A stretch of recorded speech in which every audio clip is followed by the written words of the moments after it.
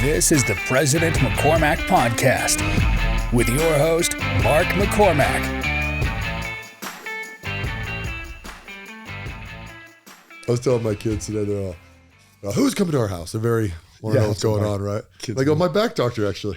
Yeah. So my kids are like, well, they care. They're like, well, do they have kids our age? Are they girls? Because I have all boys.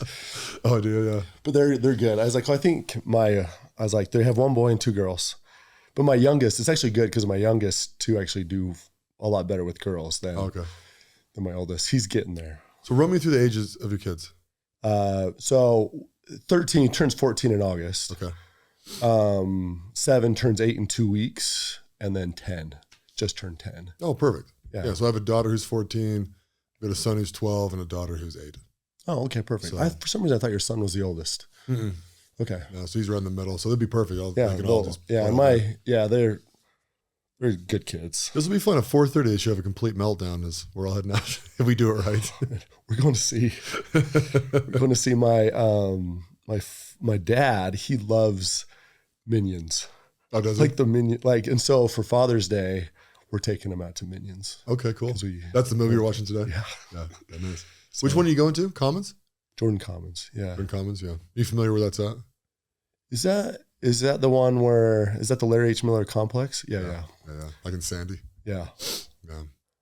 So my parents, they still live in the same house I grew up in, Murray. Oh, cool. So they haven't moved. My brothers are all one's in North Salt Lake, one's in Lehigh. Yeah. And then Chelsea's family's all in like Salem, Elk Ridge, like Payson. Oh, cool. Yeah, that's nice down there. That's where Brad lives, Brad Crawford. Yeah, he's my accountability partner. I'm supposed to give you a big hug today from Brad. Shout out Brad. The kid's a stud. Oh, I love Brad. Brad is awesome. Yeah. I actually think Brad's one of the most misunderstood guys in our group. Oh, really? Mm-hmm. Well, yeah, I came in a few, 6 months late, right? Yeah. And so I got to know Brad, I don't know. I've respected all the things he said. I remember one of the best things ever. It was after a podcast. Are we running live right now? Is this how this works? Yeah. This is kind of cool. You're already 5 minutes in? I've been told you're supposed to stay closer when you converse with someone, but this is good. Yeah. It was awesome. It was some guy came on, talked about, and I get it because I've been there and I think you have too, but working just grinding through it to make your money, right? And the guy's talking about it was a guest on one of the Tuesday calls, and he's talking about how many millions of dollars he makes, and the only way to do that is to work hard. And I get it. You have to work hard, and I've been there. I remember Brad gets up and something to the effect of I'm not doing that. I make enough money. I'm not going to waste my time not being with my family to accomplish this goal. And I was like, yeah, because I get it, but I'm because I'm at that point now. I'm I can't do that anymore. And when Brad said that, I was like, oh, good for you, Brad. Wait a minute, sit here and nod your head and say, yeah, I'm going to go make my millions and work 100 hours a week. No, I'm going to make good money. I'm going to support my family, but I'm also going to have fun with my family. Yeah. I don't know. That thing stuck in my mind, but then having him as accountability partner, the guy's disciplined, supportive. The guy's freaking amazing. So, I love Brad. He's kind of a kindred spirit with me. We actually think a lot alike. Do you? Yeah. There's a lot of, we have we come to the same conclusion is probably a more accurate thing. We're very aligned on how things work. Sure. Yeah. And I'm kind of the same way, right? I didn't realize it was going to be a pitch, but a guy came to my office. I thought he was going to buy basketball equipment, but he ended up pitching me on being an investor in this basketball facility, basically, right? And I'm sitting there and I'm like, no, that's a bad idea. I'm very blunt when it comes to that, right? Because I'm not going to entertain a 20-minute conversation trying to make you feel good, because all that does is make you think that I'm interested in investing in this, right? So I'm always just nope, this isn't for me, then I'll tell you why, if you want to know why. Sure. Right? Yeah. And this dude, it was so funny because you could tell he had he was ready to pitch this thing, right? And so as I'm sitting there, he starts trying to sell me the dream, right? Which is your ship's just sinking at that point. Right? It's just dude, I'm already rich, bro. What are you going to offer me, right? So he looks at me and he goes, dude, you want to be flying in a private jet with me all over this country? And I go, it pains me that you think that I can't get in a private jet on my own. Right. And he's like, oh, well, don't you want to be a billionaire? And I was like, hell no. Yeah. No, I don't want to be a billionaire. You know how much time that takes? Yeah. And he was like, no, I mean, if you do it, I'm like, no. To become a billionaire, you're 16 hours a day, probably for the next 20 years of my life. For what? Right. Yeah.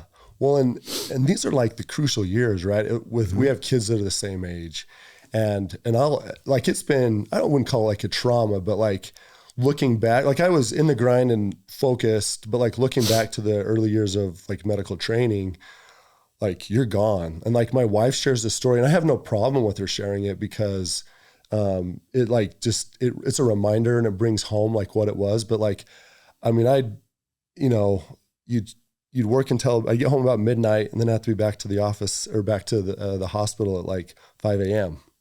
And so you get 2 days off a month, 2 to 4 days off a month, depending on the. Is this during residency? This is during residency. Yeah.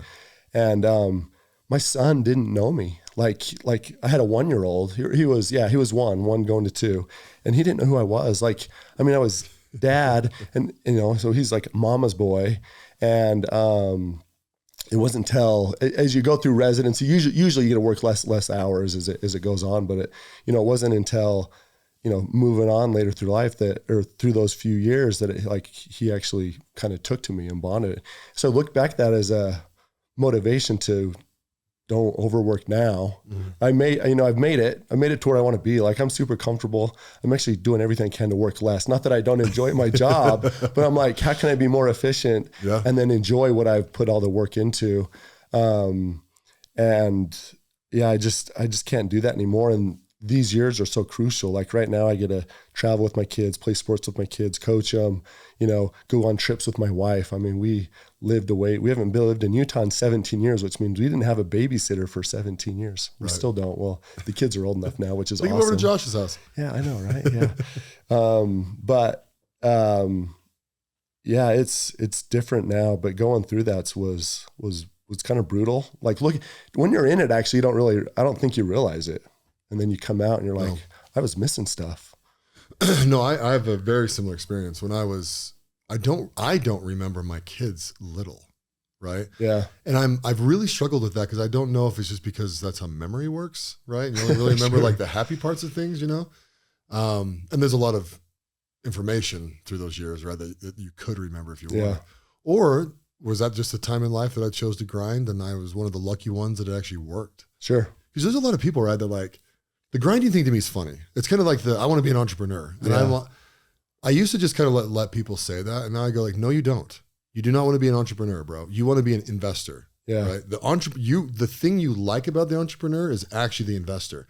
The actual entrepreneur is the dude that gets up at 5 a.m., that doesn't see his family, that will not stop. It doesn't matter how many times people say that's a bad idea. They just keep on going and going and going. But the reality of that too, that's a graveyard. Sure. There's a graveyard of dreams and ideas that you have to plow through to actually hit the end. And it's such a risk reward assessment, right? Sure. And another thing about kind of grinding while I'm pontificating or whatever that word is. Yeah. It's a 20-year-old game. It's a 20-year-old's game. It's not a 40 and 50-year-old's game. And then people will argue up to the wazoo about that because the self-help industry wants to drive that. But it's like, you guys, if you chose to have kids in your 20s, you can't really grind the end of your 30s all through your 40s and not see your kids. Right. Because that's where we're at. Right. That's when you need to be present with your kids. This is where, especially a father, right? This is where the father really molds these guys and puts a standard into them. And like, this is how we do things in our family and that kind of stuff. Because to me, the mommies, they kind of like help the kids get to like 6, 7, 8. And that's when dads come in, you rough them up and you tell them no just because you feel like it. And give them those life lessons. Yeah. Kind of on the same page? Exact same page. Yeah. Well, I think, I like what you said back. Our grind worked out because it doesn't for everyone. Like I remind my kids and sometimes my wife that, okay, I'm home at 7, it doesn't really happen anymore, but, I get home at 7 o'clock at night and I'm like, well, and maybe it's justification. I said, well, my brothers work that long. They work till 7 o'clock at night, but they don't make that kind of money, right? So I was like, everyone's grinding. Everyone's grinding, but it really worked out well for us. A little side note, but yeah, the family thing's important. I mean, some of the decisions we made were actually like lately, like one is our house, right? Like we're not one to be crazy. I say that we built the house for us. Mm-hmm. And actually kind of embarrassed by it from like people come over and comment like, but this was like our house 10 years from now. Mm-hmm. And we're like, well, I don't want a pool in 10 years. I'm like, I'll be 50. My kids will be gone. Like, what am I going to do in a pool? I'm not going to use it. I don't jump around and play chicken wars with just my wife. Like, I'm going to, the trampoline, just like the little stuff that like, I know are things, or like a boat, for example, right? I get it. They're material things, but like my best memories over the last like 2 years are those things with my kids. Mm-hmm. Not that I have them, but, the decision-making was, do we keep grinding or do we actually maybe spend a little bit right now? And not outside of our budget, but like, we talked investing and that was a great thing. I went and told my wife after, I was like, Mark broke down like, investing and compound interest. And then he showed me, how much our house is actually costing us, just as like an example. And I was like, that's a lot of money, but I'm okay with it. Yeah. Right. But I mean, some of our best memories, and it's the few times I posted on Instagram, is like us just as a family, and we love going out with other people, but boating, and I got my kids dancing out the back on the back of the boat while my wife's surfing, and like just pure, like true happiness, right? Yeah. Like genuine happiness, not posed. And that kind of stuff's awesome. Yeah. And that's the stuff that we have to, as fathers at this age group, like really hone in on. Yeah. And it's fun. It's fun to play. Like it's time to play, teach, discipline, but also play. But. Yeah. No, you absolutely have to, right? Like I started a book to basically teach the exact same stuff that I talk to everybody about, right? And it's really cool because it's given me the ability to really organize it and put it into a plan and like there's a rhythm to it, right? So people can kind of understand it. And I always tell people, I'm like, hey, I was literally with someone on Tuesday night, and I was like, you have to have a budget first, right? Your budget is just a document that tells you how much money you have to invest at the end. Mm-hmm. Now here's the deal. The key to this is not to constrict yourself to a budget, is to actually put on paper what you spend your money on, right? So if you need to go on vacation 4 times a year, then budget in, I don't know, $2,000 a month, like whatever that is, right? But it needs to reflect inside your budget. And then you every month reflect back on your budget and see how accurate you were, right? Mm-hmm. And then when you really dial that in, it'll give you the discipline to either cut some stuff out or make more money or whatever, or maybe you're just fine, right? Mm-hmm.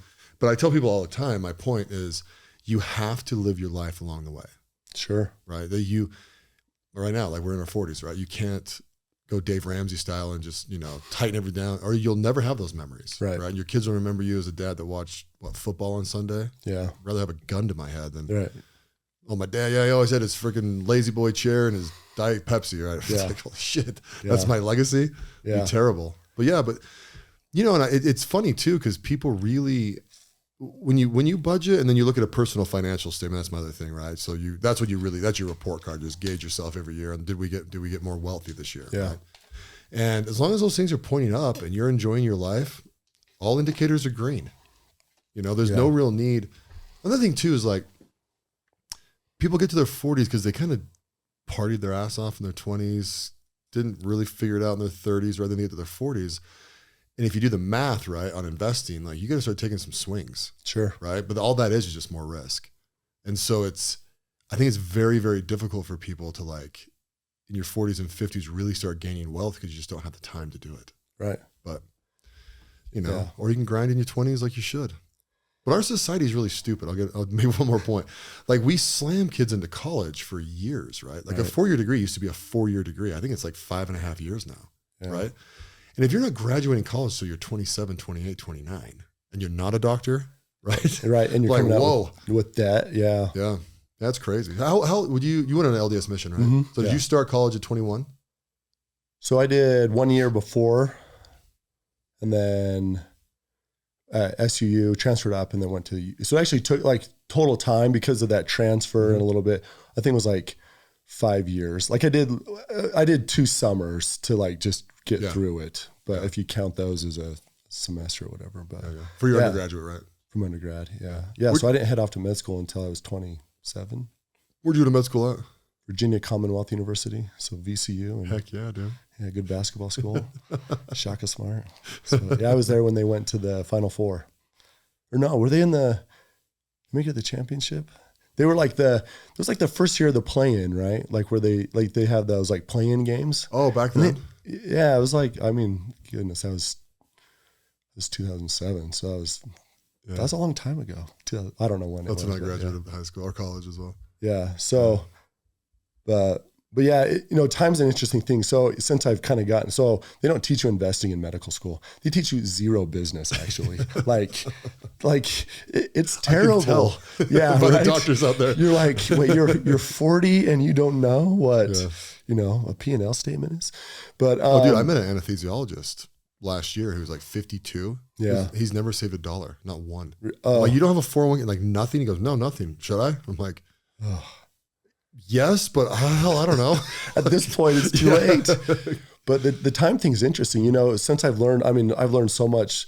It's funny, when I joined Y, I didn't join at all, zero for finances, because that was not me. I know some people did, and Jimmy talked about like what does he say? You'll increase your income by 20%. I think he was doing the 10X thing. Yeah, I was like, which drove me nuts because I was like, Jimmy, not one dude in here will 10X in a year, not one. So, but I was like, whatever. Like that's not like I don't need that. Like that's not what I've. But what I've learned from you guys is awesome. But time's important, right? So it's funny what I've learned from you guys. My staff, hopefully they've taken it as a positive, though it's probably been annoying. But I'm like, you guys are 25. Yeah. And so I'll pull up the graphs for them now, right? I'll be like, okay, $200 a month starting now versus $200 a month when I started, right, at age 38. Yeah. Like you're way better off, even though I make, more money, like start now. And I think they feel bad every time they have a Starbucks now because I'm like, well, they're like, how do we do that? I'm like, well, you guys, like, you don't see me eating out every day. I don't drink coffee, but I don't go get a drink. Yeah. But I never have. And that's ingrained in you, not like just the whole med school. You only eat free food, right? Like that. And even now I'm that way. Like, even though it's not always the best, I'm like, if it's free, I'm going. Yeah. They're like, well, how do we save that much? I'm like, well, you guys are 25 and you guys buy a $6 Starbucks every day. And they're like, okay. But then I feel kind of bad. I'm like, it's, at the same time, if you love your Starbucks, I guess. I don't know, but it adds up. I'm sure you have a Keurig or something in your office, right? A what? A Keurig, like a coffee machine? Yeah. Oh, yeah. Yeah, for sure. Starbucks sucks. Yeah. I drink coffee every now and again. Well, it's this. Do you guys have, and I don't go there, it's that fancy Dutch Bros. Do you guys have Dutch Bros here? We have a couple of them here, yeah. They're all over. Are they a coffee place? They're like a coffee, and then they do drinks. So kind of like Swig? Well, yeah, kind of. Yeah. Basically, it's like diabetes in a cup. Right. I mean, it's like so much sugar and they're expensive, right? But they taste good. I don't know. No, I've always said for the last, 10, 15 years, how long Swig's been around. I'm like, that's the biggest miss I've ever had by not investing in that. Those dudes just print money. Well, it's because it's cheap, right? Oh, dude, yeah. So if you look at the economics of like a 44-ounce Swig, right? Like I don't think you're crossing $1 in cost. Really? Right? Well, soda's like 8 cents. Ice is 9 cents. You know what I mean? The cup 10 cents.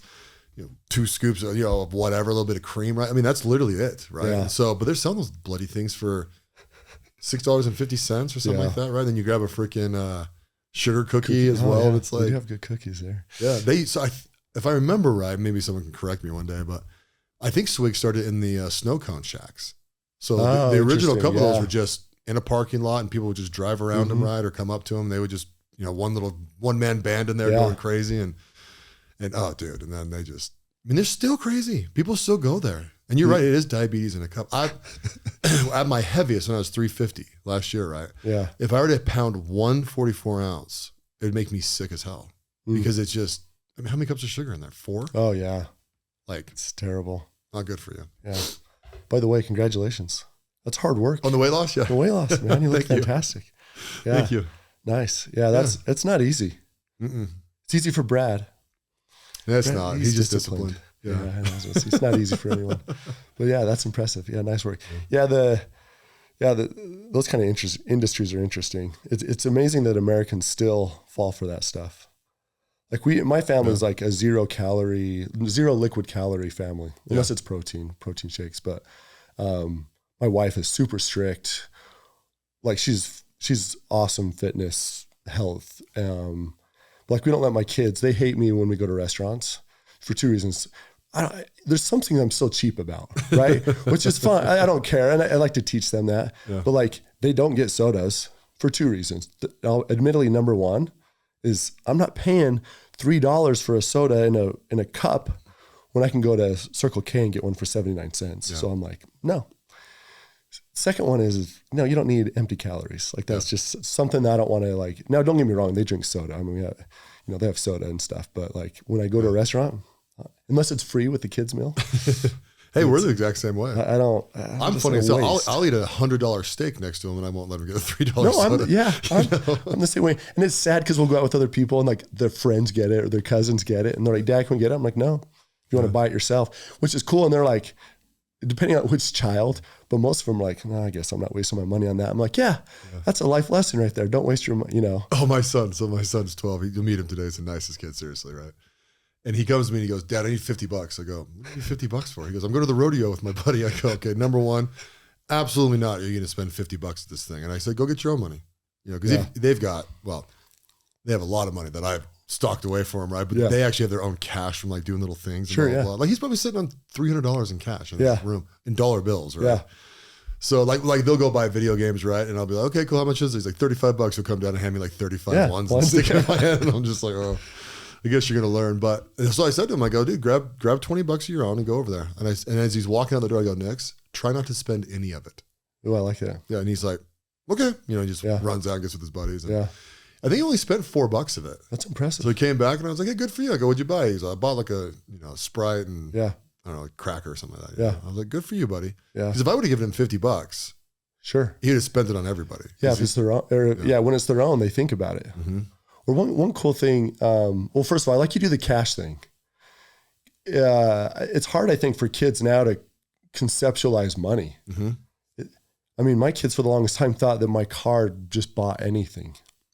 Right. Like just put it, Dad. It's not like, untrue. Yeah, I know. I'm like, Dad, just put it on the card. I'm like, that's not how it works. Like, so we started just this year, like 6 months ago.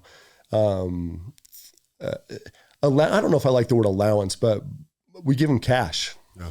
And the same thing, they again, depending on my child, I got one child that's super thrifty and other ones that spend it, which I'm okay with because I want them to understand the concepts of money.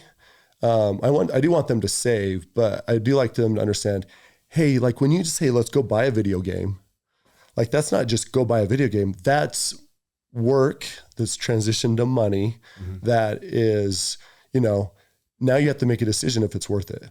And so we do a cash thing. So every month they get, ones and tens and fives and, they have to put some to savings. One cool thing is we've always saved for them, but now that goes into their investing account. Yeah. And so they're always like, Dad, how much should we earn this month? Or how much should we lose? They'll lose depending on the month. Right. But that's neat. Yeah. It's, the other day, so I make my son mow the lawn, my oldest, mow and trim. And he's the only kid in the state of Arizona that I know mows a lawn at age 13. Now, I'm probably exaggerating there, but first of all, there's not a lot of true grass in Arizona, down there, right? A lot of rocks and turf. And that's the most attractive part about going down there. Yeah, I know, right? I know it is nice driving up. You drive up here, like trees and grass. I know it's pretty, but we actually, in our new house, our backyard, we did turf and all that. In the front yard, they're like, when we were designing it with Josh and them, and they're like, do you want turf? It looks nice, stays nice. I'm like, no, I want grass. I'm like, why? Like, I want my kids to know how to mow a lawn, not mow a lawn that just how to mow a lawn, but also to make money. And so, my wife came to me cause I've been really strict on like, my son's getting into fashion. Fashion's expensive. It can be, yeah. And there's no Payless shoe store anymore. So like, he got some of these new Birkenstocks that I guess are popular. And I'm like, all right, well, you're paying for them. They're $150. I was like, just so you know, I've never spent $150 on a pair of shoes. I always get them on sale or whatever, and I'm 40. But I said, that's what you want. That's fine.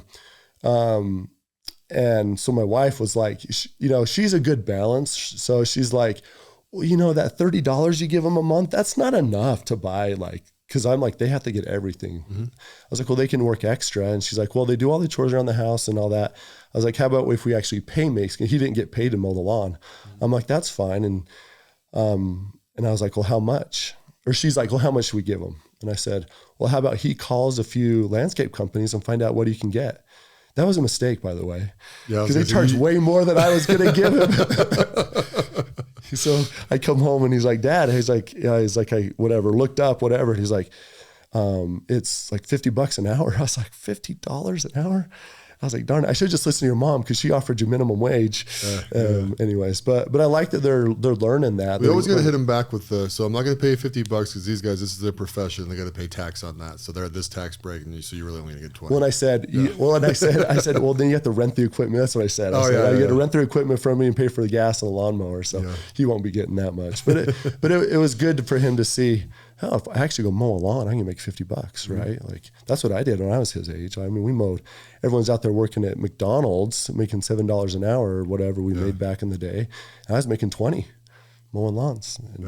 And it's something too. He'd be like, Dad, how do you think it looks? I'm like, it looks really good. He actually competed with my dad, who came down about a month ago. And my dad's like, what can I help with? I was like, oh, nothing. He's like, well, your lawn's getting a little long. I was like, oh, Mason mows it. He's like, well, I'll go start. So he did like half of it, and Mason did the other half. And he's like, Dad, my half looks way better than Grandpa's half, right? Like, yeah, just for fun. I mean, I love that. Like, he takes pride in his work, but it's something kind of cool to teach him. But, So let me ask you this: so when did you decide you wanted to be a doctor? Because I've realized over the years, as you're thinking about this, there's a massive evolution in it, even just from deciding to go to medical school to what field you end up in, right? Like you're just constantly pivoting all the way through residency and med school. So go ahead, give me the story. Yeah, so I've always been in like the sports, science, health, like even in high school. So high school, I took a sports med class that was taught by physical therapists, athletic trainers from Tosh, I think it was a group. And so all that, I knew I wanted to go in that field. So actually I started college wanting to be a physical therapist. And I actually enjoyed the hands-on. You miss that as a doctor. You're not too as hands-on as like a physical therapist. I started down that road, and so I was working in a physical therapy group as a tech. And one of the therapists I work for, and I'm grateful that she said this, she's like, hey, just so you know, like it's the same amount of schooling. Just go be a doctor. You get to tell us what to do, which isn't true, but that's what she says. You get to tell us what to do, and you make a lot more money.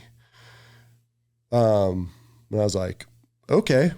And she left out that I had to do a residency part, but like, it's like the 4 years it's the same, and it costs the same too, right? And so then I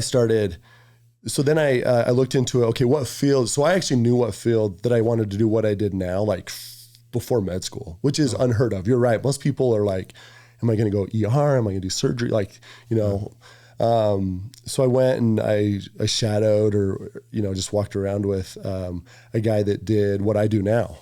And I was like, I like this. So I had to work with my hands. So I do interventional spine and sports.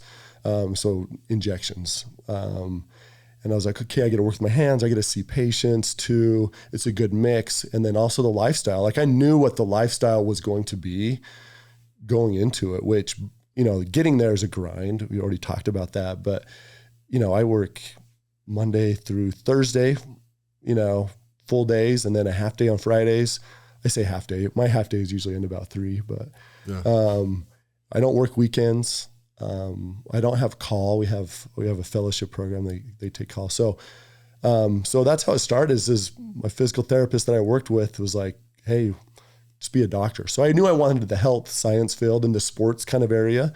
And then honestly, never really looked back. Just went for it. Yeah. And you love it? I do. Yeah. I love it now. Med school and residency is tough because it's kind of like college. Like you take so much waste in like the classes you have to take. Mm-hmm.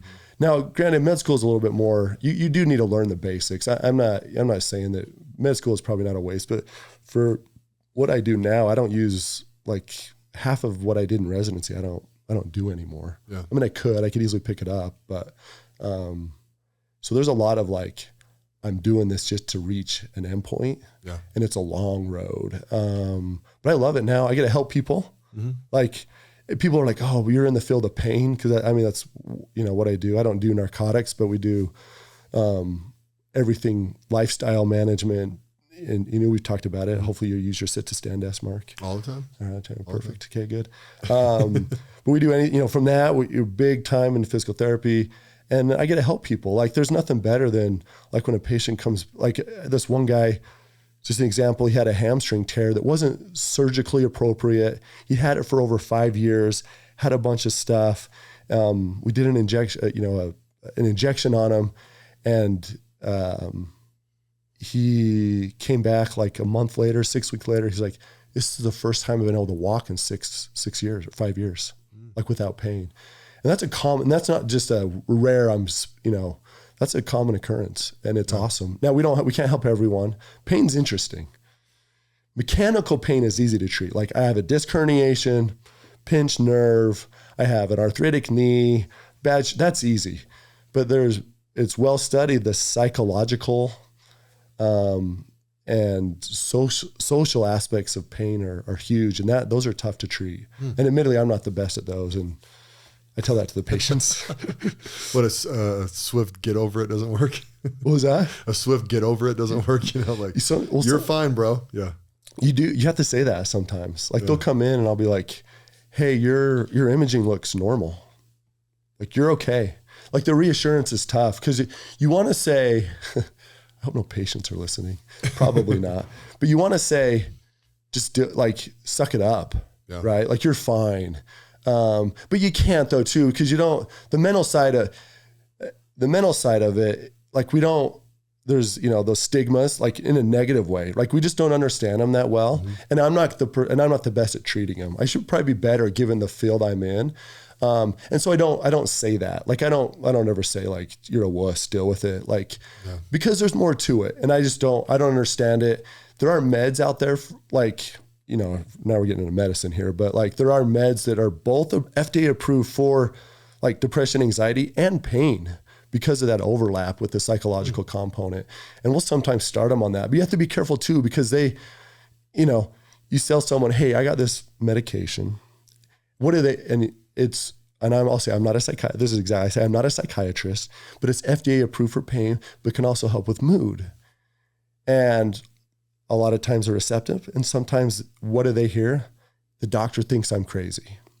Oh, okay. Right? Because they say, they go, and they'll come back and say to me like, well, you think I'm crazy because you said my imaging's normal and it's all in my head and you're giving me this med. And I'm like, I'm not saying you're crazy. I'm just saying there's a psychological component to it. I don't understand it. No one really does, but this can help. Yeah. And sometimes they are like, okay. And sometimes they're like, yeah. You think when you prescribe that stuff, do you set a standard or an expectation that's a temporary thing? Mm-hmm. Okay. So I don't. Because that's a problem, right? Is people get on certain psycho drugs, right, and then they think they have to have them forever. Correct. Yeah. So I admittedly medications, even though I'm in the field of pain, I use very little. Yeah. And it's funny. So my PA, I've had him for 5 years now, but he came from a primary care. And he came on and he knows that we use narcotics only short term. Like, someone has like a new disc herniation, you get it for a week or two, right? Yeah. But like, he came on and he's like, this is crazy. I prescribe way less narcotics, controlled substances now in the field of pain than I ever did in primary care. But to your point, so anything like on the controlled substance standpoint is very short term. But even like something like an anti-inflammatory, like, in the field of your ibuprofens, Aleve, I tell them like, we'll hit you with like, a scheduled consistency, but just for a couple of weeks. I don't want you on this forever because it has its side effects. Like, ibuprofen is the number one cause of like a stomach ulcer, right? The more like psychological based pain meds as well. Yeah. I tell them, this is and again, before I was like self-promotion of what we do, like we try and treat the whole problem to the best we can. Say, this is, you not only need to take this med, but you need to go walk, right? Like, walking is one of the best things you can do for back. You need to get outside, right? Like, it's, you need to see a counselor. I'm not that guy. Like, but go talk to someone, exercise, right? Like that's huge. And I do tell them that, like, I am good. I don't just say you need an injection, right? Or you don't need one. I'm like, you need to exercise. Like the injection's not going to help you. There's nothing for me to inject. Right. Like you need to go, but I'm also not going to say, I'm not going to keep seeing you. I tell them, like, we're going to see you back in 6 weeks and see how things are going. I'm not just going to kick you to the curb and say, you don't need this, but you're also, this isn't a long-term thing. And we help them come off of it. Not that it's hard to come off the meds I prescribe on a regular basis, but this is a short-term thing because you don't want to be on it long-term. Yeah. And admittedly, some of the psych meds, I tell them, like, if this is something that works for you, and it needs like dose adjustment, and we determine it's really a big psychological component, we're going to have you see a psychiatrist. Yeah. So what do you think about like CBD and THC treatment? So I'll give you the same answer I give a patient that asks me that. First of all, I personally have no problems with it. Second, I don't know the research on it.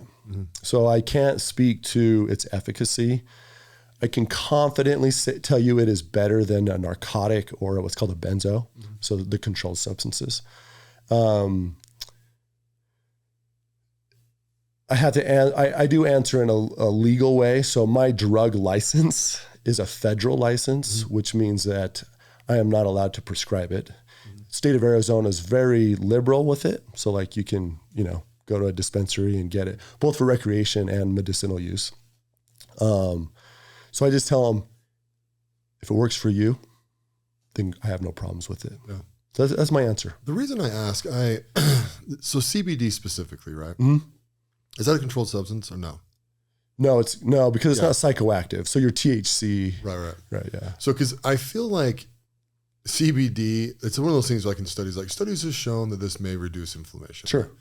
To me, that's like, what are we in the 0.5%, 1%? This is helping you kind of range, right? And then they start slamming CBD into everything because culturally, people think that it helps them with inflammation, right?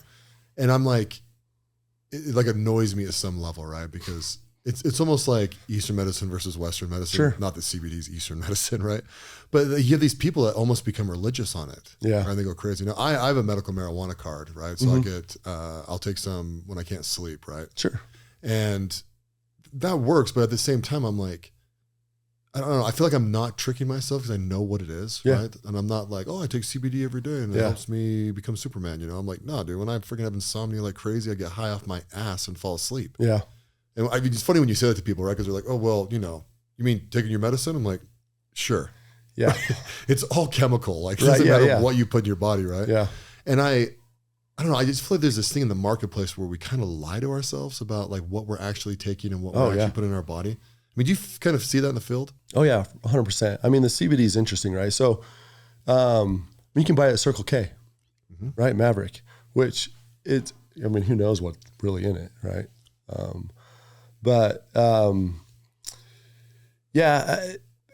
mean, it's just like the trends with any like diets and drugs. So the way I assess it as a physician is risk benefit. So what's the downside to CBD? What's the upside? Is there a downside to CBD?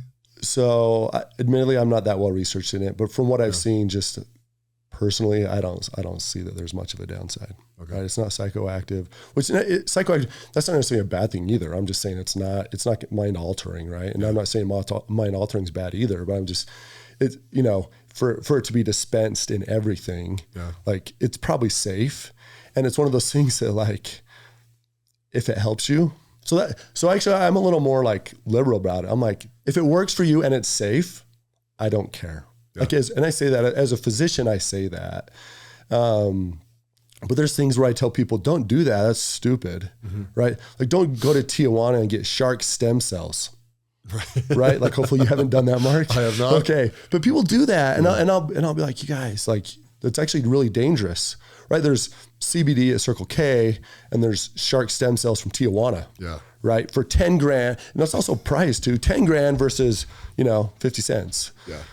But as far as like what people put in their body, they don't know. To expand on what you said, like people don't know, and they'll just do it because they hear about it.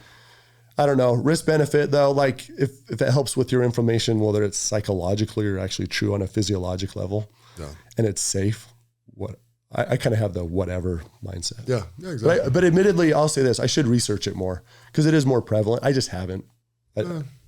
Yeah. But you're right. It's also like, you're a doctor that specializes in stuff. You don't need to know every over-the-counter remedy out there, right? It's in the it'd be a little weird if I came in there, if you're like, take a little bit of the lemon oil and pasture fruit oil and slap some I don't know, mango in there and you could be good. Yeah. It's like, it's like people come in and they talk about, well, what about this supplement? I'm like, I try and answer in like a very medical way. I'm like, if it works for you, it's like turmeric. Yeah. You heard of turmeric, right? So, oh, yeah. Like if it works for you, great. Curry is one of my favorite things to eat. Yeah. Like if it works for you, fantastic, right? It's safe. But you have to be careful with some of the supplements out there though too that are not FDA. First of all, FDA approved does not mean that it's safe, nor does it mean that it works. Right. That's people are like, oh, this new treatment's FDA approved. It just means that it's safe. It's not going to harm you. It doesn't mean it actually works. So don't waste your money on it. But same with the supplements. Some supplements you got to be careful of. Like if you mix in certain things, like blood thinners is a good one. Like, a lot of the elderly patients are on these blood thinners, and some of these supplements can like make that worse. So then they bleed and have a head trauma and they're dead as opposed to not because they take baba ganoush or something, right? Like, I don't know. I don't remember all those meds, but that's years ago. Have you had any training on like mushrooms, like lion's mane and? Good question. I have not. Okay. Because they're kind of becoming very, very popular for mind altering. Sure. Well, I should say mind altering for mood stabilization. Yeah. Right. Because psilocybin type mushrooms, right? Like golden teacher, ape, that kind of stuff, right? But then you have like lion's mane, which is there's no psychoactive part to it, but like people take it as a supplement and swear by it. Mm-hmm. And this is one of the things I don't know very much in. I just I've always found that interesting. I'm like, mushrooms, like you're just. Yeah. To be honest, I have no idea. Yeah. I haven't researched it at all. Yeah. Did you guys, when you were in med school, did you go over like psilocybin and LSD and that kind of stuff? Maybe. I don't remember. Yeah, maybe like it was not something that was I'm trying to think.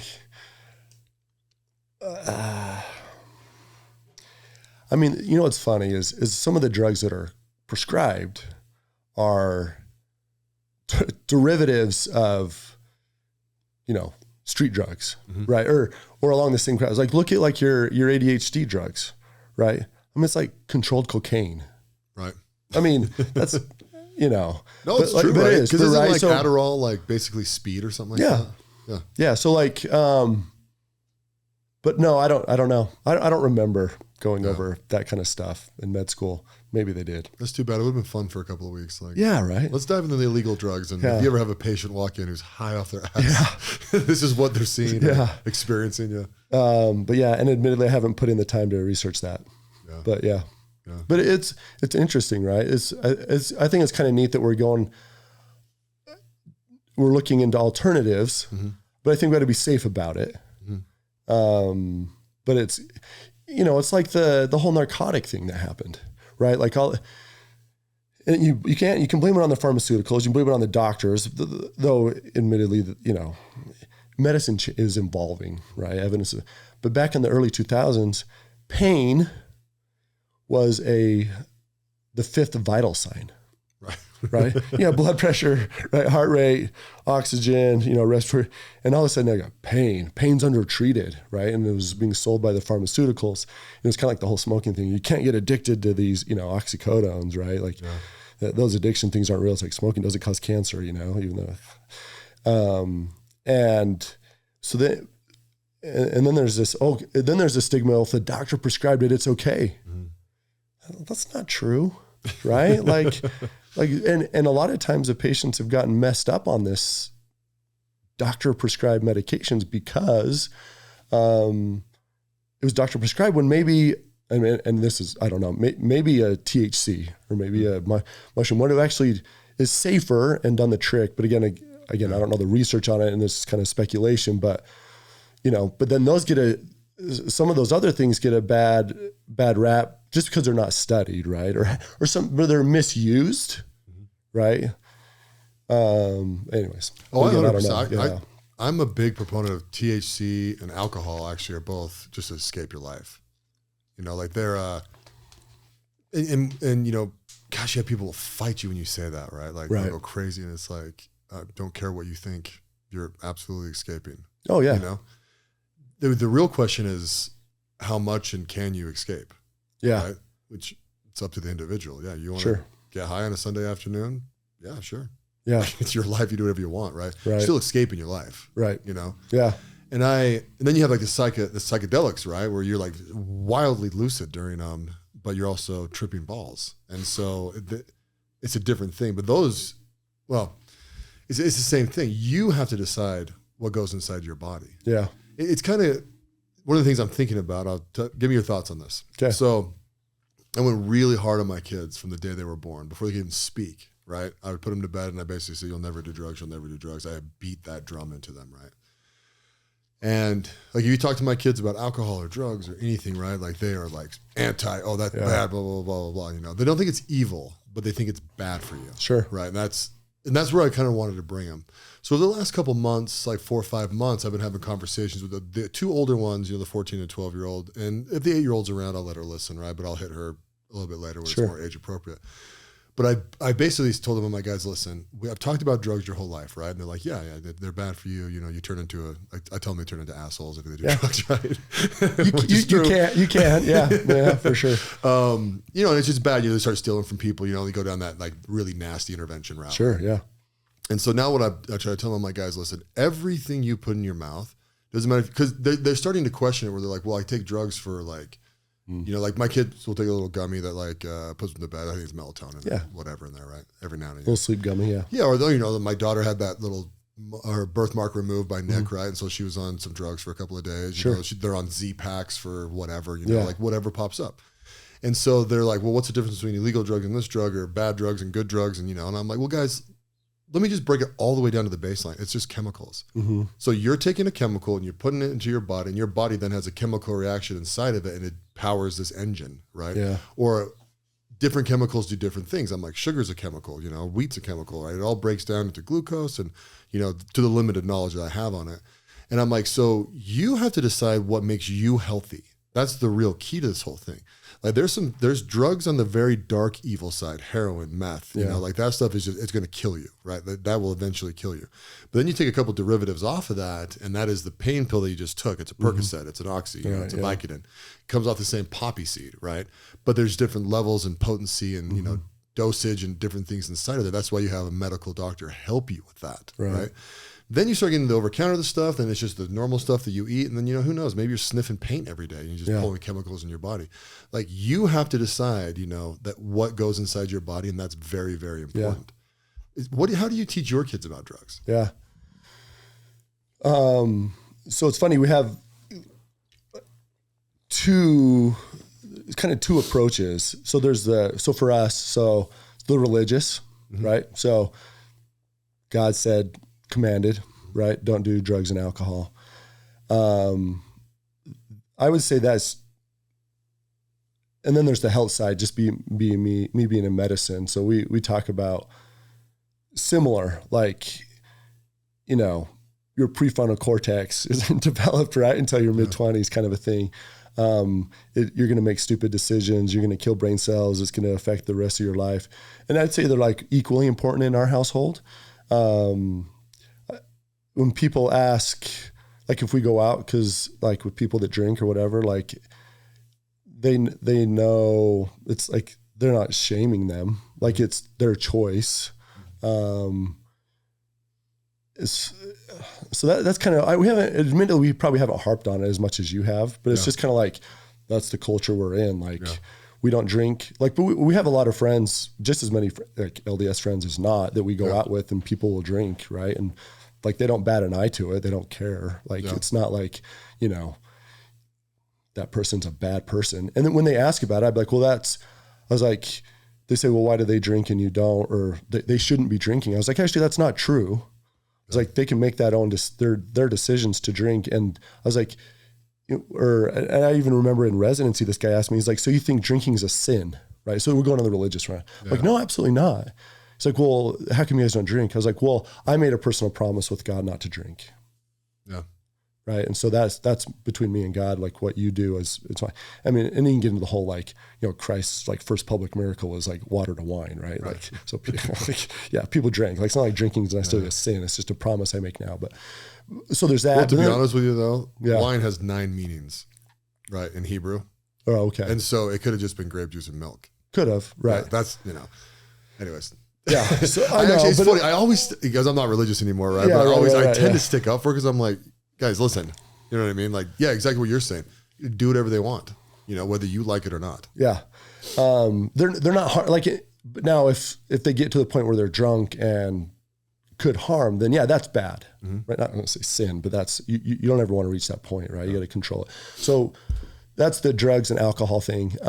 As far as like what goes in your body, we're really into that. Like, unfortunately, I have an amazing wife that is like, so she's a great example for fitness. So take care of your body, right? And then like health too. Now, granted, our kids don't eat well. You're going to see that later today. Like I don't know what's on your sandwiches, but like, don't be offended what they pick off and put on, right? Like well, they're going to construct their own. So okay, perfect. Yeah. So like, but like they know, like we're a pretty healthy family. Like what goes in, like we're not a super strict family, but like, you don't get a lot of sugar. You don't get a lot of soda, right? These are special occasions because you do have to take care of your body why? Because, well, you need to do well in school. Not that I care what your grades are, but you need to go learn. And my kid, it's funny. Like it's been a learning experience for me because I have different kids, that kind of have different mindsets. And I think that's with any family, and maybe even a little more exaggerated with ours because like my oldest two are actually adopted. But they all have their different like activities. And so it's like, hey, if you keep eating like this, you're not going to be a good swimmer. Or like my oldest now is like, he's like, I got to get my protein shake in because I'm playing football and I got to start, I finally got some testosterone going through my body. I got to build some muscle, right? So they are understanding that we're trying to teach that. But you got to be careful. It's not just drugs and alcohol. It's everything now, especially with American diet, like what's available. Like it's terrible, to be honest. I mean, it's just like the American diet is just. No, I heard a statistic the other day, which I normally don't pay attention to because people either make this crap up or twist it, right? But it was 60% of the population in America is obese. Doesn't surprise me. Do you see that? Like, oh yeah, in your patients? Oh yeah, every day. I mean, everyone that comes through. I mean, it's amazing. I mean, just go walk around. We went to the fireworks show last night. Yeah, right? Big people. I mean, 60% might be low.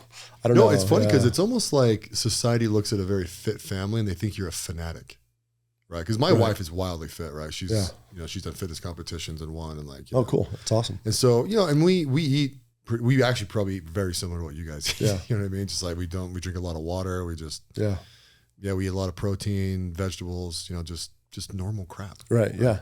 But like, people like my mom and her mom both have accused Michelle of being like a fanatic. Yeah. And it's like, I guess if you want to frame it that way, but not really. It's just part of our lifestyle. Yeah. We go to the gym every morning. Yeah. Yeah. It's just education. It's funny too. I think there's so many people will use yogurt, for example. Let's just talk about yogurt, right? Because there's yogurt. So like people think yogurt's healthy. Okay. What kind of yogurt you having? All right. I'm having the Yoplait. Okay, go read it's just like, go read the bottle, right? Like your standard Yoplait yogurt has a lot of sugar, right? Tons, yeah. Right. Or you go get like a low carb or zero sugar, like, Greek yogurt. Yeah. Like a Chobani or something. Right. That's a lot better for you. I mean, maybe it still has some stuff in there that's not good, but like I think people like, I'm getting yogurt. Well, I'm going to go to stuff that tastes good. Right. And so and all of a sudden you're snobby if you have the Greek yogurt or you're a fanatic. So it's just like I care about my body, but it's education. Like, hey, I don't know, every week, every week someone comes in that's really overweight. Yeah. And they always come with their spouse to validate. And we're honest with them, like, you need to lose some weight, right? You're putting a ton of pressure on your spine, right? I always make this spine related, or on your knees or whatever. And they go, we eat right, we eat well. huh, honey? Sweetie, we have a lot of salads and vegetables, right? I'm like, dude, you're not 100 pounds overweight because you only eat salad, right? Like, how much dressing are you putting on there, right? Like, do you actually get enough? Maybe you're actually protein deficient, right? Or like, you see that? I mean, I'm not kidding. They'll say that I eat right or I don't eat. That's another one. I don't eat breakfast and lunch. I only eat dinner, or I only eat one meal a day.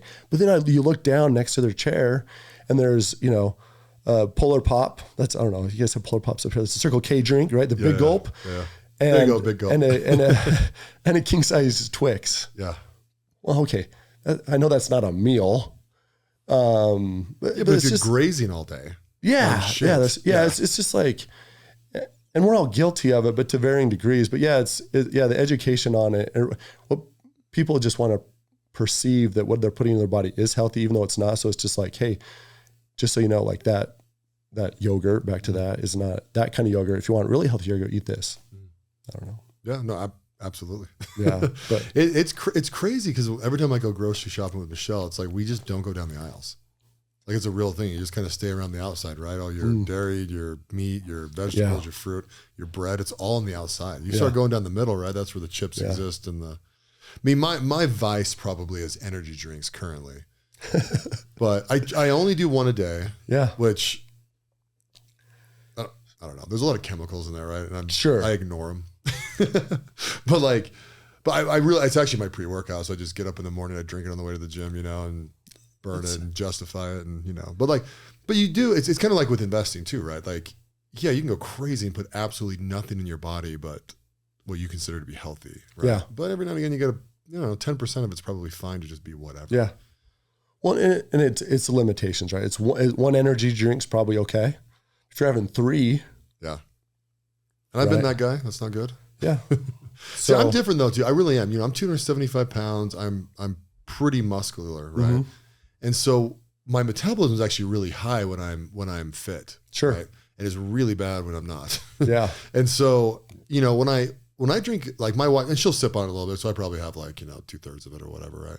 And I don't really get buzzy from it. I mean, there's the C4 ones have a little bit of niacin, so your skin will burn a little bit. It's just in your head, basically. But my wife, I mean, she's off her, she's just buzzing. And it's because you take a lot lower caffeine content. I can drink an energy drink and go to bed. Yeah. And so, but the caffeine content's not really what I'm worried about. It's really the chemicals that make it taste good. That's, there's 45 chemicals in there. It's like, yeah. Yeah. I mean, and I don't think we're sitting here saying don't have an energy drink, don't have Cheetos, but it's on occasion or in moderation or or if you're going down the energy drink, at what time of day? I know you said you can sleep on it, but your sleep probably is affected. Bad sleep. Yeah. Right. Yeah. Right. So no caffeine afternoon kind of a thing. Yeah. Right. So anyways. No, one thing that people really need to learn is how important your sleep actually is. Oh yeah. And I'm different than everybody else. I only need 6.5 hours. Yeah. 6.5 and I'm up, but I'm also, when I fall asleep, I'm asleep deep, boom. And then I wake up, how many hours of sleep do you get a night? I'm working on it. Okay. I used to average around 5 to 5.5. And that's not good. I've heard anything under 7's bad. Yeah. I mean, so everybody's different, right? But if you look at some of the data that's coming out on sleep, muscle repair, brain, cognition, memory and all that. Yeah. Admittedly, I've had the mentality of I have so much in the day. When I sleep, I'm not accomplishing anything. Yeah. When I should, when I should have more the mentality. If I sleep well, I can be more efficient in my day and accomplish just as much. I'd say now I average around. So let's see. I do the math. I go to bed around 11:30 and I'm up at 5:30. So that's 6 hours. I used to be a lot worse. It would be about midnight. Mm-hmm. But I'm like you, and it drives my wife crazy. The minute I lay down, I'm out. Yeah. Right. And so I call it breathing heavily. I'm snoring. Yeah. And she's not the greatest sleeper, so it takes her a little bit. And if I'm breathing too heavy, then it really bothers her. Yeah. But, everyone's a little bit different. But yeah, good sleep's important. And the sleep you get, right? So if you're the 6.5 hour guy, that's great. But make sure it's a good 6.5 hours, right? So don't have your caffeine at night. Yeah. Right. have the proper setup in your house, right? You may darken your room as much, electronics off, that kind of thing. At least make those hours like good hours. Yeah. But yeah, you're right. They are saying less than 7 is not good. But they're also saying too much is bad, right? So the person, like, I think, what is the number? I think it's like around, if you hit like 9.5 to 10, you actually, there's detriments to that too. So there's kind of like that sweet spot. That. Yeah. Oh, if I get like a 9-hour day, say I've traveled and I've come home and I just, no alarm. I just, go to sleep and I can sleep for 9 hours. I'm so freaking groggy. Yeah. I'm actually irritable, and the reason why I notice is because I'm not irritable. Like almost nothing. Usually, yeah. And so, but when I am, it's like, what the hell's going on with me? I want to punch people and they're my kids. You know what I mean? Like, what is going on? There, yeah. Yeah. And then like, oh, it's just, I just didn't get too much sleep or not enough sleep. Or I'm just, it's like, okay, cool. I need to like divorce myself from the situation, make it work, get a good night's sleep, go back to being happy. Yeah. No, but sleep's important. Something I need to focus on. My buddy I lift with, he's like, dude, you don't ever sleep enough. Like that's, well, you got to talk about the cortisol and all that, right? You talk about not just like mental, but like the physical. There's a lot of benefits to good sleep. Yeah, absolutely. Well, dude, we're at the end of this bad boy. That was it. I didn't even tell a dad joke. Oh, tell a dad joke. I thought I'd have to come with a lot more. I didn't know what kind of material. You're good at making the business flow. Yeah. What do we got today? New one. You know what's fun about the dad jokes? The patients actually now come in and tell them to me because they're like, I got one for you. But a new one I heard the other day is a good one. So what do you call a Batman that skips out on church? I don't know. Christian Bale. That is a good one. A good one, yeah. Right. Mikey, by the way, my kids will eat those up today when you come over. Do they love dad jokes? Yeah, my kids love to try and figure them out. Yeah. It's funny, right? Yeah, they're like, and they get so proud of themselves. Like, Dad, you got a new one. The problem is my dad jokes are all the same. Like, I've been telling the same, like 10 for like 10 years, right? I just haven't increased my repertoire. I should do that. So. Well, I'm going to ask you for one last thing. What's up, What is your best piece of advice? Best piece of advice. Prioritize family. Perfect. Want to expand on that? Yeah. How much time do I got? 1 minute. 1 minute, that's it. So that's what's important.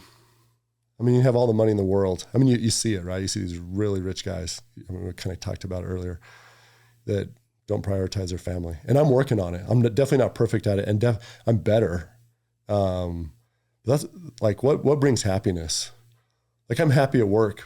I'm really happy when I'm hanging out with my kids. I'm really happy throwing the football with my kids. I'm really happy swimming in with my kids. I'm really, really happy when I get to go travel with my wife. I didn't get to do that for the first 15 years of our marriage, right? Yeah. Like, determine what your happiness is. For me, it's family. That's it. That'd be my 1 minute answer. I could go into that's perfect. The depths of that, but yeah. Yeah, no, I mean, and obviously I agree to that degree. So you don't want to have regrets. It's just the one thing you don't want to have. Mm-hmm. No one regrets the stuff they did. They always regret the stuff they didn't do. Yeah, for sure. So when you don't prioritize your family, especially, anyone that's listening to this, if your kids are really young or they're in their teenage years, you know exactly what we're talking about. Like, it's game time. You're in the middle of this game, Save all the other stuff till they're out of the house, right? Just spend as much time with those kids as you possibly can. Amen. So awesome, buddy. Well, thanks for coming on. Yeah, thanks for having me. Thanks for listening to the President McCormack Podcast, brought to you by McCormack Foundation, Saxton Fund, ADP Lemco, and Professional Floor Systems. Make sure you subscribe to the podcast and keep up with Mark on Instagram @President McCormack.